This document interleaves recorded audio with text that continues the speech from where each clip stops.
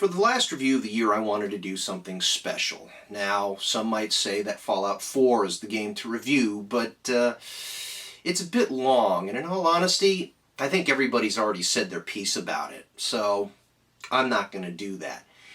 I wanted to play a game that felt a little familiar, but also offered something new. And you know what? The game kind of fell into my lap.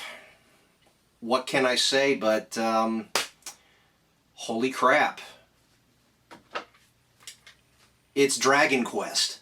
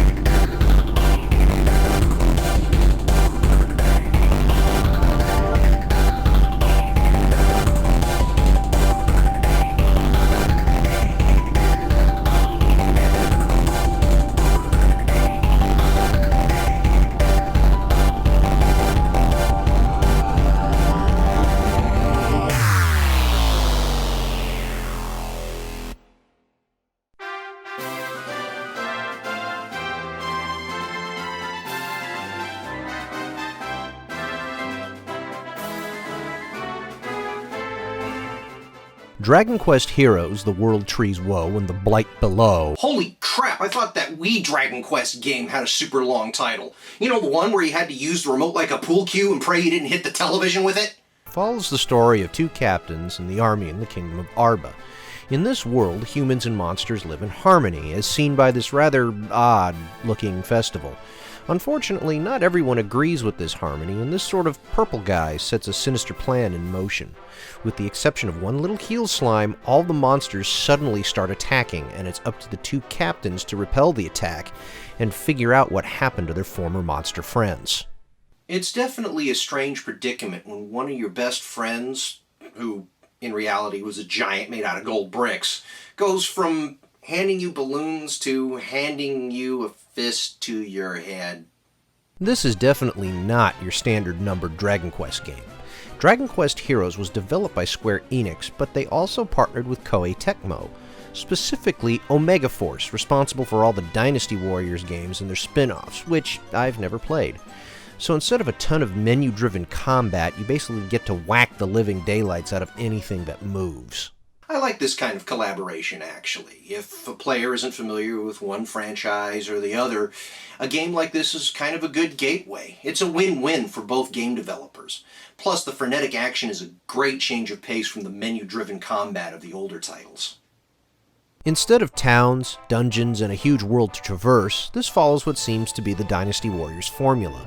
A hub world, whether that be a camp on the ground or an eventual airship that follows, and a map where you head off to your story missions and quests.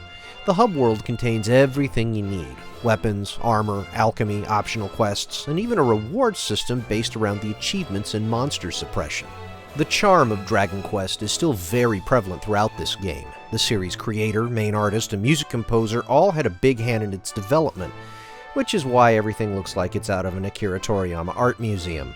Heck, this whole game is Dragon Quest fan service. All the music is remixed from the older titles, and the bulk of the characters appear from Dragon Quest 4, 5, 6, and 8, with a nearly rational explanation to boot. With all this fan service and some great mechanics, Dragon Quest Heroes is looking to be quite the game. But there are some glaring issues that might put you off. I expected this game to be Dragon Quest, but I did not expect one thing to crop back up in what is essentially an action hack-and-slash game: the JRPG grind. Now, I haven't played anything Dynasty Warriors related before this, so I don't know if this mechanic is standard, but holy crap, I felt like the grind was taking its toll, just like the original games it takes its name from. If you want to beat the game comfortably, I'd expect to put in at least 40 hours. So in other words, about 60 for me. And because of this JRPG grind, I ran into another problem: repetition. Grinding in the same area just to level everyone up or to get more money is absolutely painful.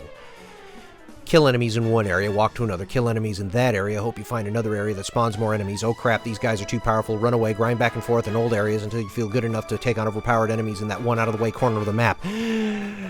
It's very time-consuming, and I get tired sometimes just thinking about it. And I don't even want to talk about Puff Puff. Anyway, I had a good romp through this game. Even though the JRPG grind kind of got to me, I keep coming back. Even though I've already beaten the game. Although it's not a New Game Plus yet, I've got some quests to finish first. So, for the final time this year, I ask the question yet again. Is Dragon Quest Heroes worth your cash? Dragon Quest Heroes recently came out on Steam, retailing for $60. This is the same price as the digital PlayStation 4 version.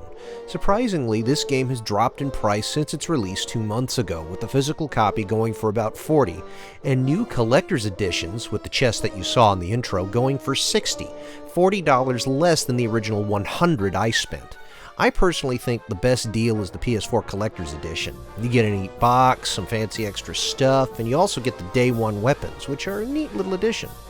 It's a good game on either platform, but the PlayStation 4 definitely has the better pricing. I found it really surprising that this game actually dropped in price that much since its release, but in a way, I think it's a good thing. $40 is actually a really good price point, and it's only $20 more for the Collector's Edition now. It's actually a bargain. It's definitely some food for thought as you're thinking about buying games for the PS4 if you're wanting to go in that direction. And with that said, that's the final review of the year, folks. Thanks for watching. I'm going to take some much needed time off. It's been a transformative year for me.